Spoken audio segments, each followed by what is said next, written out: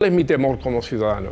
Mi temor como ciudadano es que esta filtración no sea la última. Por cierto, claro, deberían los jueces y las autoridades del Ministerio del Interior plantearse qué pasa con las filtraciones, porque a ver si resulta que hemos sustituido la democracia parlamentaria por la filtrocracia y todo lo que nos queda de esta legislatura sea un choque entre filtraciones. Hoy esta, mañana otra, una a favor de uno, una a favor de otro, y en medio de esto un tipo de periodismo que yo lamento, aunque yo comprendo que el periodista tiene que buscar su fuente, pero evidentemente si los periodistas se convierten en correa de transmisión de la filtrocracia e intervienen de la manera que están interviniendo en la política, lo que estamos poniendo en riesgo no es si Pedro Sánchez sigue en el gobierno, no si Feijóo llega a ser presidente del gobierno, no, lo que estamos poniendo en peligro son los propios fundamentos de la democracia. Por eso yo me atrevo a hacer un llamamiento a los jueces y también al Ministerio del Interior para que analicen qué es lo que está pasando con este tema de las filtraciones.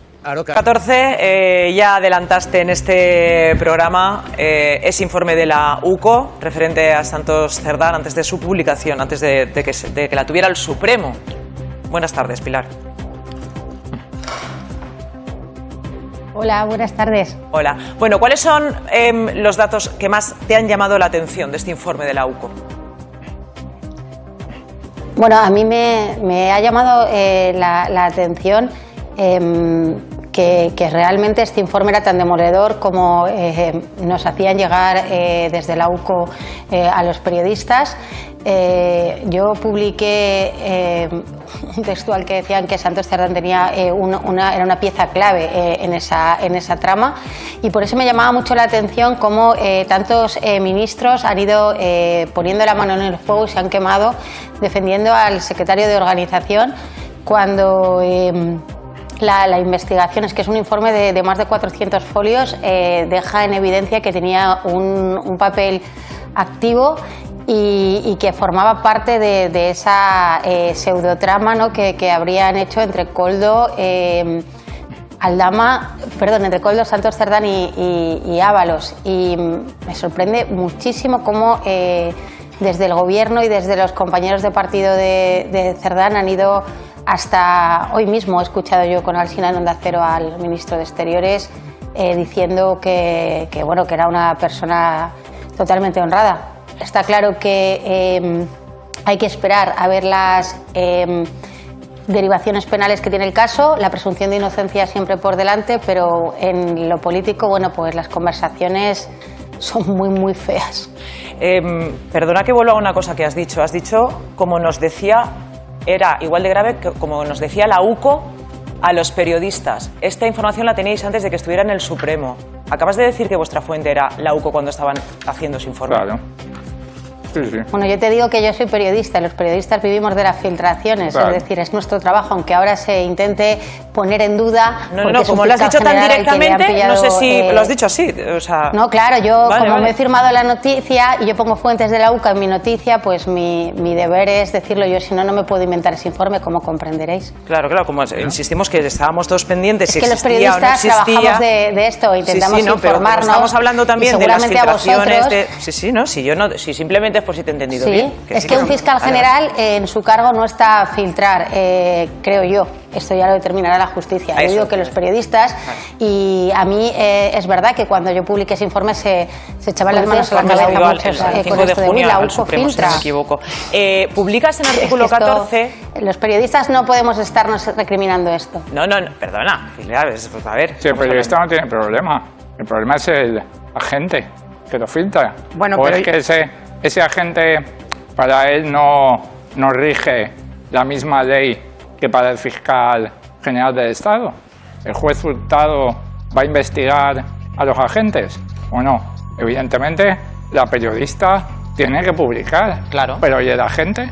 Sí, pero que sí, por supuesto. Pero está muy bien que en el comienzo el partido que tenía a estos tipejos corruptos diga que hasta aquí, que sin titubeos, que esta gente está fuera, que esta gente va a ser expulsada, que se van a tomar las medidas necesarias y muchas más, incluso las que plantean otros socios del gobierno. Hemos visto cómo partidos tapaban la corrupción, hemos visto a líderes de otros partidos teniendo que marcharse por la puerta de atrás cuando se atrevían a denunciar la corrupción de una presidenta autonómica. Hemos visto esas imágenes brutales y han sido muy duras en este país. Mira, Ver Javier, que sigue habiendo corrupción, pero que se denuncia, que se ataca y que se intenta frenar, es una buena noticia. ¿Que quedará mucho más? Sí. ¿Que hay que seguir haciendo y seguir trabajando? También. Y que esto ojalá desaparezca, porque de verdad el daño que hace que corruptos entren en la vida política es brutal a la democracia, y que ojalá se dedicasen a otra cosa. Por cierto, Mira, esta gente no solo no debe tener un cargo, debe estar en prisión.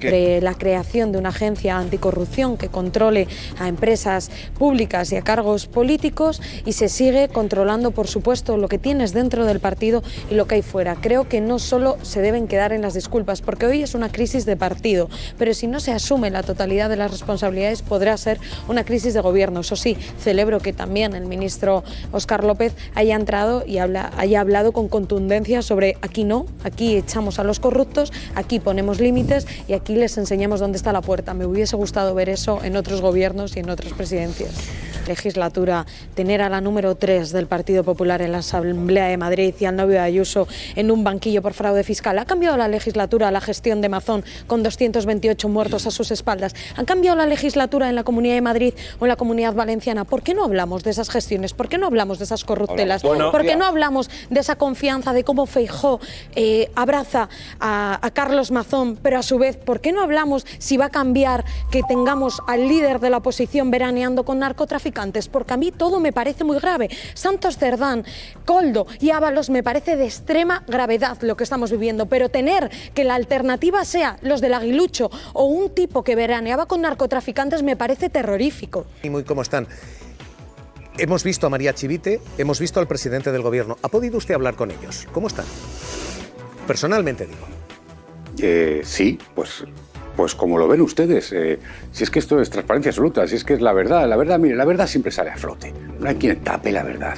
Es evidente que hay un montón de gente decepcionada, empezando por el presidente del gobierno, por muchos dirigentes del partido, por los militantes del partido, por muchos periodistas que han confiado en la palabra de Santos Cerdán, en este caso, mucha gente que había confiado y que cuando ha leído lo que ha leído, pues se ha venido abajo. Evidentemente, eso es así, no podemos ocultar eso. Es que ya le digo que en mi partido no hace falta que venga nadie de fuera, es que es dentro donde todos sentimos ese rechazo, ese comportamiento, y por lo tanto es muy importante que no solamente los militantes, los cargos públicos, sino millones de progresistas de este país sepan que este partido tiene tolerancia cero, que no pasa ni una, que aquí el que la hace la paga y que aquí no se hace lo que hacen otros partidos. ¿Una moción de censura? Dice el señor Feijóo que una moción de censura no refuerza, no lo sé. Supongo que seguirá haciendo manifestaciones, no lo sé. Yo, desde luego, le voy a decir lo que va a hacer el gobierno y lo que va a hacer el Partido Socialista. 1, actuar con contundencia. 2, depurar cualquier responsabilidad. 3, tener transparencia absoluta. 4, seguir trabajando con mucho esfuerzo para que este gobierno siga mejorando la vida de millones de personas, que para eso estamos aquí, que nos olvidamos todos los días. Eso es lo que vamos a hacer. Y nunca ha sido fácil. ¿Es un momento diferente? Es un momento diferente. ¿Ha sido grave? Ha sido grave. Pero desde luego el Partido Socialista le va a dar argumentos a todos aquellos que creemos en la limpieza de la política. A todos aquellos que creemos que la política está para lo contrario, para ser ejemplar y para mejorar la vida de la gente. Por tanto, nosotros vamos a hacer nuestra tarea, no tenga ninguna duda. Es más, no lo tiene que decir nadie, nos sale de dentro. Yo sé cómo están muchos militantes y muchos dirigentes del Partido Socialista verdaderamente afectados. En el Partido Socialista sería imposible hacer un cierre de filas, un tapar en falso, un echar al dirigente que denuncia. Eso es imposible en el Partido Socialista, porque no estamos aquí para eso. Por lo tanto, que cada uno haga su tarea.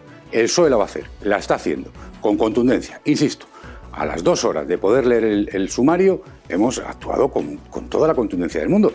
Y lo vamos a seguir haciendo, oiga, sin ninguna duda. ¿Una crisis solo de partido o esto es una crisis de gobierno, esto es una crisis de legislatura? Bueno, ha habido un asunto verdaderamente lamentable. Todos hemos visto esas conversaciones que son absolutamente incompatibles con la buena política y, desde luego, con el Partido Socialista. A partir de aquí, cada uno tiene que hacer su parte. Yo, desde luego, los tertulianos tienen que opinar, los responsables políticos tenemos que actuar. Y, desde luego, al Partido Socialista nadie le tiene que decir lo que tiene que hacer, porque ese partido es absolutamente incompatible con la corrupción. Es más, actúa con contundencia. Le doy a muchos dándonos lecciones ahora. No le hace falta eso, créanme. Si los primeros que están verdaderamente indignados son todos los militantes, los cargos de este partido, pero este partido actúa con contundencia. Más. Ayer conocimos esas conversaciones y a las 2 horas el protagonista de las conversaciones estaba fuera, solamente con las conversaciones. Ni hemos esperado a ningún juicio oral ni nada. Por lo tanto, oiga, lecciones de contundencia ninguna. Cuando hay un caso de este tipo, con esta gravedad, se actúa, se toman las riendas, y eso es lo que está haciendo este partido y lo que está haciendo el presidente del Gobierno. ¿Van ustedes a, primero, convocar esa reunión de seguimiento del pacto? La exigía Sumar. Hace unos minutos decían, les han enviado una carta a ustedes para que se reúnan y se resetee la legislatura. ¿Se va a hacer? Por supuesto, ningún problema. Es más, no lo hemos dejado de hacer en ningún momento, en hablar con el resto de formaciones políticas. La pregunta es si merece la pena este gobierno. La respuesta para mí es que sí. Evidentemente, este gobierno sigue mejorando la vida de la gente, sigue teniendo resultados económicos espectaculares y, por tanto, hay que hablar. Primero con los socios de gobierno, claro que sí, y luego con el resto de socios parlamentarios. Pero créame, como he dicho antes, que cada uno tiene que hacer su parte. Igual que le he dicho que el PSOE va a hacer todo eso, también le digo lo que no va a hacer. Lo que no va a hacer el PSOE es enrocarse, ni estar en el y tú más, ni buscar responsables fuera, ni hablar de lo de los demás, que todos los demás que respondan por lo suyo. El PSOE responde por lo suyo. Y desde luego, en este partido no se pasa ni una. Es muy importante exigir limpieza a los demás y es mucho más importante aplicársela en casa. Y yo sé de muchos que no se la aplican en casa, pero este partido se la aplica. Y por lo tanto, contundencia, tomar decisiones y actuar, que es lo que está haciendo el presidente del Gobierno y el Partido Socialista. ¿Esas decisiones son suficientes con lo ya hecho? Hoy su socio de gobierno lo que dice es necesario crear una oficina antifraude en España, como la OLAF europea. Es necesario revisar y cambiar la ley de contratos públicos. ¿El Partido Socialista está dispuesto a llevar eso al Congreso, llevar eso al Parlamento? Dispuestos a discutir lo que haga falta. Me preguntaba alguien en la mesa, ¿quién va a votar en contra de una oficina de lucha contra el fraude? El PP, que la ha quitado en varias comunidades autónomas. Para empezar a hablar, muy respuesta, la ha quitado. Muy sencillo de responder, pero bueno. Yo entiendo que ahora está todo muy caliente, es el momento de esta convulsión. Por supuesto habrá que discutir con serenidad sobre lo que haga falta, de las reformas que hagan falta, pero este país tiene unas normas, tiene una ley de contrato del sector público muy potente. Oiga, no es fácil, desde luego se han tomado muchas medidas, que se puedan tomar más, las que se tomen. Yo recuerdo en el pasado haber tenido este debate 1000 veces, se han hecho reformas y, oiga, nadie queda nunca libre de que haya algún caso. Es que eso es lo indignante, que haya algún caso y que encima se mienta, se trate de ocultar, eso es lo grave. Por tanto, cuando hay un caso se va y se actúa de raíz. Pero también le digo que, oiga, que no sembremos la duda sobre todo el sistema de este país y cómo se adjudican las empresas en este país, porque es que eso no es así. Aquí hay un montón de controles que funcionan con normalidad. Y otra cosa es que haya algún comportamiento que es incompatible, como digo, con la práctica política. Por lo tanto, de la corrupción tienen que responder quien cometa la corrupción, tendrá que hacerlo en sede judicial, tendrá que defenderse, tiene derecho a la defensa y, por lo tanto, tiene que responder donde tiene que responder. Y luego los partidos políticos tienen la responsabilidad de actuar. Y yo le garantizo que esto es el PSOE, esto no es el PP. Y, por lo tanto, aquí se actúa y no se está años tapando la corrupción ni echando a quien denuncia la corrupción. Al revés, cuando hay un elemento tan contundente, tan rechazable, tan grave como las conversaciones que hemos visto, se actúa a las 2 horas, oiga, no es como otros. Claro, aquí la cuestión ni siquiera es ya el Partido Socialista actúa. Ahora ustedes dependen de los apoyos parlamentarios, como por cierto durante toda la legislatura. Y hoy tenemos 2, 3 que son destacados. Yo le preguntaba por Sumar, pero es que los apoyos externos, PNV-Esquerra, hoy están diciendo y poniendo condiciones también. Escuche al Lehendakari Pradales, escuche a Elisenda Alemany, Esquerra Republicana, PNV-Esquerra. Parecería bien que hubiera ahora elecciones. Sí, creo que lo sucedió ayer. Mete a la legislatura española en otra fase. Ha entrado en otra fase la legislatura española. ¿A dónde va esa fase? No lo sé. Pero creo que lo que sucedió ayer ha modificado la pantalla. Ya hablaremos si van saliendo tomos, ¿no? De momento no ha salido un tomo de 500 folios, però... És evident que calen moltes més explicacions i si aquesta corrupció es demostra que està emparada, que la coneixia el president del govern de l'Estat i que està estesa al govern de l'Estat, és evident que si no és un cas aïllat, doncs no es podrà comptar amb el suport d'Esquerra Republicana. Señor López, ¿se plantea el presidente una cuestión de confianza? Mire, esas conjeturas, y si el presidente del gobierno, y si usted tuviera ruedas, sería una bicicleta y no sería un presentador de televisión. Oiga, esto no es una conjetura, les están diciendo que la legislatura ha entrado en una nueva fase. Por eso le planteo, esa nueva fase pasa por una moción de confianza. Perfecto, absolutamente. Esa nueva fase pasa por actuar en primer lugar, porque todos esos partidos, cada uno tiene que tomar sus decisiones, tendrán que tomar sus decisiones. Y lo primero que tiene que hacer el Partido Socialista es lo que está haciendo, actuar con contundencia, con transparencia absoluta, con seguridad, alejando de cualquier sombra de duda y con toda la transparencia del mundo. Eso es lo que se le exige a un partido como el Partido Socialista y lo que ha hecho el presidente del Gobierno y secretario general del PSOE. Actuar con contundencia. Y ahora, por supuesto, habrá que hablar con todos los socios y escuchar todas las ideas. Y cada uno también tendrá que tomar sus decisiones y saber dónde está, y saber para qué estamos en política, para qué está el Gobierno, qué decisiones toma, cómo actúan unos, cómo actúan otros. Por supuesto, hablaremos con todos. Ahora, el paso 1, el paso 0, diría yo, es actuar con contundencia. Y eso es lo que ha hecho este Gobierno y este partido. ¿De verdad cree el Gobierno, ministro, que esta crisis no va a afectar al Ejecutivo? Es evidente que afecta. Pero lo importante es cómo respondemos. Los ciudadanos votarán cuando haya elecciones y juzgarán. Y yo lo que quiero es que mi partido y que mi gobierno y que mi secretario general y mi presidente, que es Pedro Sánchez, siga dando argumentos de que no actuamos igual, de que no pasamos ni una, de que combatimos la corrupción, de que la denunciamos en otra casa y actuamos con contundencia cuando es en nuestra casa. Eso es lo que yo quiero. Y luego los ciudadanos juzgarán todo a su tiempo. Pero lo que digo es que ahora la obligación de este gobierno y de este partido y de este presidente del gobierno es lo que está haciendo. ¿A usted no le preocupa que en este momento, con la manera en la que, lo comentábamos antes, llegaron al gobierno, hayan perdido la credibilidad para muchos de sus votantes? Yo creo que hubiéramos perdido la credibilidad si no hubiéramos actuado.